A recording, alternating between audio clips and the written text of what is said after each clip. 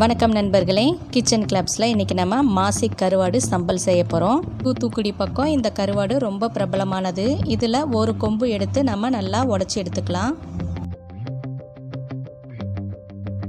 சுற்றியும் ஒரு சின்னதாக டவல் மாதிரி போட்டுக்கோங்க, அப்போ தான் செதறி போகாது. நல்லா சின்ன சின்ன பீஸாக உடச்சதுக்கப்புறம் மிக்சியில் ஒரு சுற்று விடலாம். கொஞ்சம் கொஞ்சமாக மிக்சியில் சேர்த்திக்கோங்க. இந்த மாதிரி தூள் ஆனதுக்கப்புறம் காரத்துக்கு ஏற்ற மாதிரி காஞ்ச மிளகாய் போட்டுக்கலாம். 1 அல்லது 2 கப் அளவுக்கு சின்ன வெங்காயம் சேர்த்திடலாம். ஒரு கைப்பிடி அளவுக்கு கருவேப்பிலை.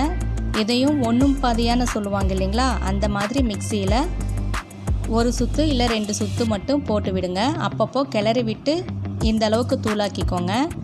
இப்போது கடாயை அடுப்பில் வச்சு 2 டேபிள் ஸ்பூன் எண்ணெய் விட்டுக்கலாம்.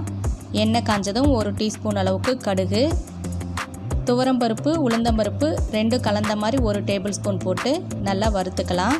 இது கூடயும் கொஞ்சம் கருவேப்பிலை போட்டுக்கலாம். இப்போ நம்ம மிக்சியில் பொடிச்சு வச்சுருக்கிற மாசி கருவாடு சம்பல் சேர்த்திடலாம்.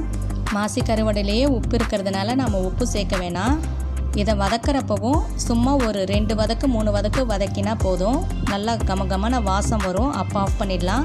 ரொம்ப வதக்கிட்டோன்னாக்கா மெல்லுறதுக்கு கொஞ்சம் சிரமமாக இருக்கும். இப்போ நம்ம இது கூட 1 கப் அளவுக்கு தேங்காய் துருவல் சேர்த்து ஒரு பெரட்டு மட்டும் பெரட்டி விட்டு ஆஃப் பண்ணிடலாம். நம்மளோட மாசு கருவாடு சம்பல் ரெடி ஆயிடுச்சு. நீங்களும் இதே மாதிரி ட்ரை பண்ணி பார்த்துட்டு சொல்லுங்கள். திரும்பவும் இன்னொரு ரெசிபியில் சந்திக்கலாம். நன்றி.